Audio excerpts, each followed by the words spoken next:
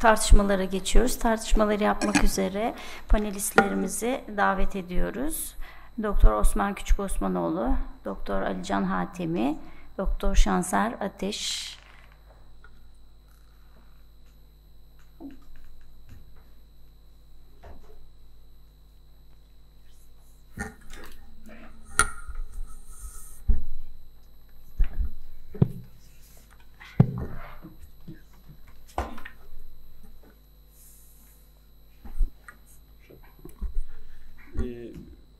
Ben Tevfik Hocam'ın konuşması için teşekkür ediyorum. Birkaç ekleme değil, daha doğrusu da hani konunun zamanı kısıtlı dolayısıyla belki değinemedi. Birkaç şey vurguladı Tevfik Hocam. Biz çocuklarda Echocardiography, transthoracic görüntü gerçekten erişkinlere göre çok daha net görüyoruz ve dolayısıyla çok daha fazla tesadüfi patent Foramen Ovale tanısı koyuyoruz. Özellikle yeni doğanlarda bu neredeyse çocukların %50'sinden fazlasında patent Foramen Ovale görüyoruz. Eko rapor yazarken normal eko yazıp bir parantez içinde patent Foramen Ovale yazıp bir yıl sonra bir kontrole çağırıyoruz. Çünkü biliyoruz ki bunlarda spontan kapanma oldukça yüksek. Ailelere tabii mediko-legal açıdan da bilgi vermek gerekiyor. Bu tartıştığımız konular hakkında hiç olmazsa hastanın sağlık dosyasında bulunması açısından işte bu konuda bazı tartışmalı da olsa ileride tıbbi dosyasında bunların bulunması gerektiği, işte meslek seçimi, tüplü dalış, sünger avcılığı ve hocam söyledi tersane işçiliği falan gibi bir meslek seçecekse de bunun farkında olması gerektiği konusunda bilgi veriyoruz. Bir de bizim küçük sekundum ASD meselesi var. Onlar da tabii sağ boşluğa genişlemeye neden olmamış küçük şantlı, küçük ASD'lerde PFO gibi takip ediyoruz. Bir yıl sonra bir kontrole çağırdıktan sonra eğer kapanmamışsa, bunlara da çünkü spontan kapanma olabiliyor, bir 3-4 yıl aralıklarla takip ediyoruz. Eğer atrial septal anevrizma gibi ek bir yapısal bir farklılık varsa bunları biraz daha yakından takip ediyoruz çocukluk çağı boyunca. Çünkü bunların hani bir tanı koymuş oluyorsunuz. Bunun bu şekilde bir takibini yapıyoruz ama hastaya hani erişkin kardiyoloji kitaplarında yazdığı gibi bunlar tesadüfi tespit edilmiş patent Foramen Ovale takibi gerektiği bir durum değildir. Laf aslında hani doğru bile olsa çocukluk çağında bizim pratiğimiz bu şekilde bebeklik çağından itibaren bir takım şeylerde takip ediyoruz. Onun dışında başka ekleyeceğim bir şey yok. Teşekkür ederim. Evet. Ben Doktor Şanser Kalp Cerrahiyim Koç Üniversitesi'nde. Tabii bir cerrah gözüyle olaya bakınca çok farklı değerlendiriyoruz. Hocalarım da burada, Atıf Hocam da bahsetti. Şimdi benim aslında anlamadığım bir soru var. PFO anatomik olarak çok daha farklı bir ASD'den. Neden bir ASD kapama cihazıyla kapatılıyor? Onu düşünüyordum ben az önce. Çünkü yani bir delik değil, bir üst üste gelen iki membranın açık kalması. Yani çok daha basit bir şekilde kapatılabilir diye düşünüyorum. Çünkü yani biz iatrojenik, insidental olarak ameliyatta gördüğümüz zaman tek bir dikişle o iki membranı birbirine yapıştırıp kapatıyoruz ve çok simple bir olay. Yani bu konuda da bir şeyler geliştirilebilir diyorum. Çünkü çok bulky bir device takılıyor. Hem sol diski var hem sağ diski var. Tabii bunun getirdiği bir takım komplikasyonlar var. Yani kafamı karıştıran şey bu. Acaba buna bir çözüm bulunamaz mı? Evet, tam da ben de bu konuda soru soracağım. Hem size soracaktım. Minimal cerrahiyi kapama cihazıyla kıyaslama ihtiyacı duyuyor musunuz cerrahlar olarak? İkinci söylediğinizde zaten bir sutur tabanlı bir kapama yöntemi var. Şu anda herhalde gündemde ama büyük çalışmaları yok. Maybe Dr. Budts can talk about this suture-based PFO closure system. Do you have any experience at this device or Sorry, at this device? Can you repeat because there was a lot of noise? What do you think? Okay, this is in yeah, English. this is in English. What do you think about the suture-based PF closure devices? I think now it is just starting at Europe, I think, somewhere. Well, I indicated it in one of my slides. The first step that we had to do is to prove that PFO closure is indeed superior against medical therapy. And I think now it's because the concept is proven that closing the PFO might give a certain benefit, you can start comparing techniques. We already know that some devices, like the arm devices, are less suited for efficient PFO closure. We are shifting more now to the disc devices. But I can imagine that there are, I know that there are new devices like the suture devices or devices suited to wires, you can call this, that this is maybe a next step to prove, but then you have to prove in a kind of head-to-head comparison. So I think in the future it will be important to see that we still can improve the devices. But it was now too early to look for new devices as long as you have not proven that it gives you a benefit. First you need to show the benefit, and now we can evolve to a better, maybe a better technology. Although I have to admit that we already evolved to a quite nice technology with a very low risk of embolization and a very low risk of very low risk of erosion. Erosion is mainly seen in ASD devices, but much less in PFO devices. And you have, of course, to choose the right size of the device. If you put in a very bulky device in a very small PFO, it's better to avoid that. So it's sometimes not only device related, but also operator related, the complications. Buyurun.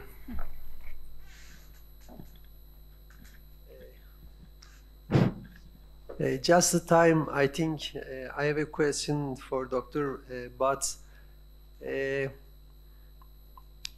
We thought the procedure is simple. You showed us step by steps, and it should be 100% success. How about the success rate? Is there any residual PFO? And if we see a residual PFO and another second stroke there and embolization, something else, can you tell us your results, or you can give us the general results about that? Thank you. Also, I have another question, if you permit me. Is there any role is there any place for surgical closure of PFO? Well, I think we close now more than 800 PFOs, and until now there was no PFO where we had to abort the procedure because it was technically not possible. The thing is that in a PFO you have septum secundum, you have septum primum. The only thing you have to do is to close the door. In the beginning, people were balloon sizing, and sometimes you can open the door up to 3 centimeters. And then the procedure was aborted because it was too big for the device. But it was a wrong decision. You can close the door even with a smaller device than a device that is covering 3 centimeters. So the technical success today is, well, never say 100% in medicine, but it really comes very close to 100%. Even in very floppy septa, you use the largest device you have with a nice and positional device. The second thing, residual shunting, I do agree. If we follow our own data, if we follow the data in the literature, there is a certain residual shunting in about 0 to 5%. The thing is that sometimes it has to do with the anatomy and of the PFO, but in most cases, it's better to use a device where the left-sided disc is smaller than the right-sided disc, because then it pulls the door closer together. We do see, if we close PFOs for some anatomical reasons, where the left and right-sided disc are the same, sometimes the PFO is pulled open, and it takes a time to heal. Some of them, they heal with no residual shunting. Sometimes they do not heal with still a little bit of residual shunting. And this is between 0 and 5%. So the choice of the device size and the type of the device is also important, because you have always to keep in mind, we need to close the door. But there is a certain residual shunting. Literature is a little bit confusing about the fact, is there a recurrent stroke based on the residual shunting or not? Some data they say no, other data they say yes. But I'm convinced that in the beginning, when we were closing PFOs, when we were still learning to close PFOs, a lot of devices, well, several devices were put into a fenestration in the septum primum. So you have the septum secundum, you have the septum primum, and instead of using the tunnel, the device was put in a fenestration. And of course, then the device is sitting on the septum primum, but it is still opening. And we have 1 or 2 cases, older cases, where we had a recurrent stroke because we were unexperienced and we closed the fenestration, but we didn't close the PFO. And therefore, in the step-by-step, it's so important that the right-sided disc covers the septum secundum, because when the septum secundum is touched by the right-sided disc, the PFO is closed. So that's our experience. So let's say that the closure rates must go up more than 95%. I'm not going to say 100%, because sometimes anatomy is, you can have septa which are extremely, extremely floppy, and that you still have a little bit of residual shunting.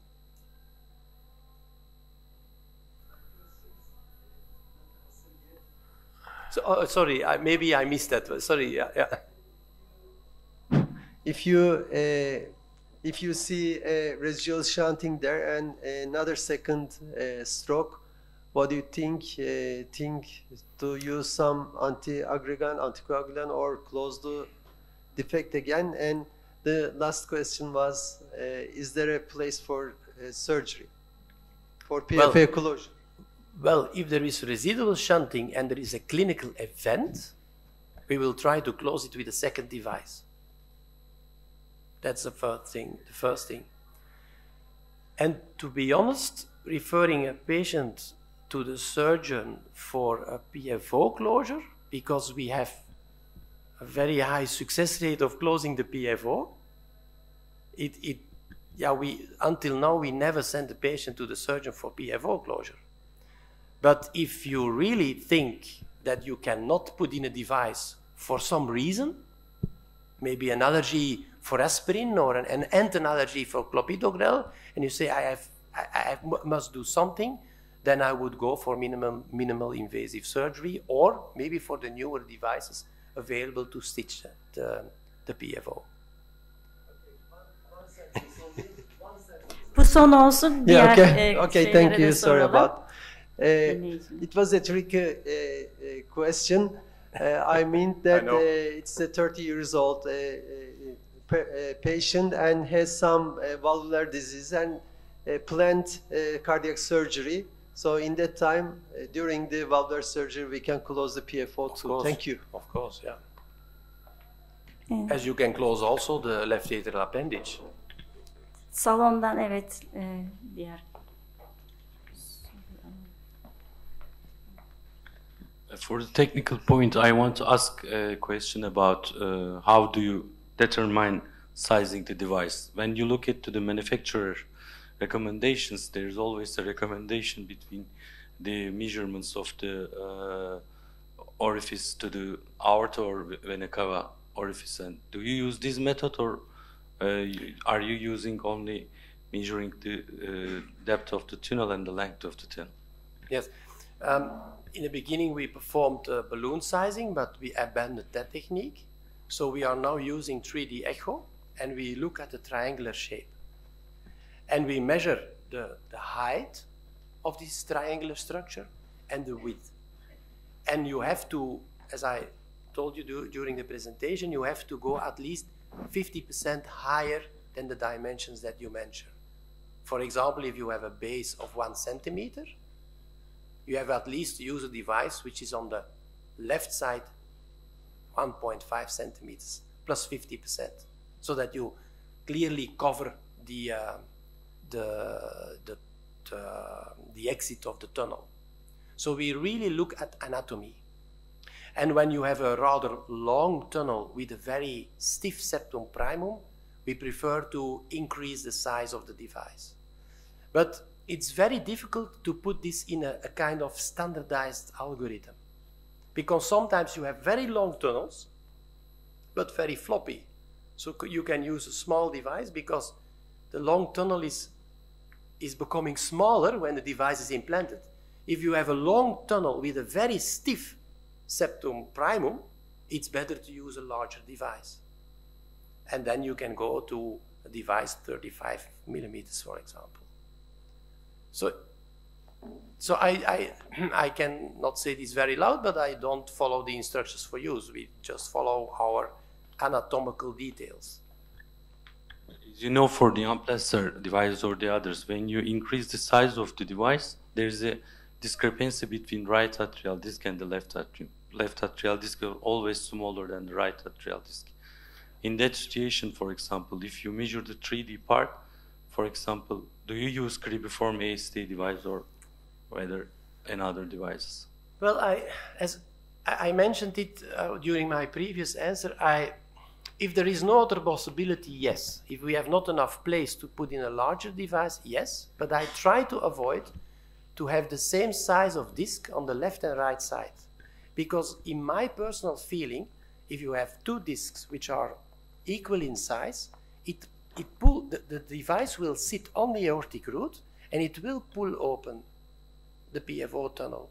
So I like that the left side disc is a little bit smaller, that it can come closer to the right side disc and close the PFO. So I'm not really in favor of using a device with similar disc sizes, if we talk about disc devices, of course. Başka soru var mı? Buyurun.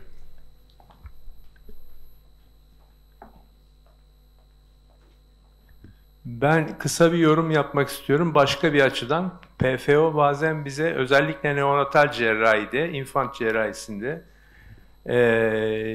bazen de açık bırakarak bazı avantajlar sağlıyor cerrahi açıdan. Bunu da belirtmek istedim. Bu kullandığımız bir yöntem. Hatta bazen mevcut PFO'yu biraz daha genişleterek bile bıraktığımız oluyor. Son bir soru alabiliriz herhalde artık. Ben bir şey söyleyeceğim de bu atrial fibrilasyon, yeni gelişen atrial fibrilasyon sizin tecrübenize göre ne kadar sıklıkla görüyoruz? Biz emboli kaynağını ortadan kaldırırken yeni bir emboli sebebi yaratıyor muyuz? Uzun dönemde bu bulky cihazdan dolayı atrial septuma tekrar geçiş tedavileri, işte Watchman or AF ablation is getting difficult in the future. Do you think about this? Anything about this? So you mean if you put in a device that you can't cross the septum anymore to reach the left-sided atrium? Yeah. Well, to be honest, you will always find a spot somewhere in the septum where you can still go from right to left. That's the experience we have when we have a discussion with our electrophysiologists. So you can imagine if you have a 25 millimeter device, you can find somewhere a spot where you have native septum to puncture and to go from right to left. Even in a 30 millimeter device and even in a 35 millimeter device, there is always somewhere a native intratracheal septum where you can go from right to left. Going through the device, it's difficult. It's difficult. It's done by some operators, but it's very difficult to go through, to get a catheter through a device which is completely healed. Yeah. Evet, herhalde oturumu kapatmamız gerekecek. Dolayısıyla özet olarak yüksek riskli anatomi dışında bir takım komplikasyonları da dikkate alacak olursak, indikasyonlarımızı özellikle yüksek risk anatomi olmadan bu uygulamayı yapmamak lazım gibi gözüküyor. Tüm katılımcılara, panelistlere, beraber başkanlık yaptığım Canan Hanım'a çok teşekkür ediyorum.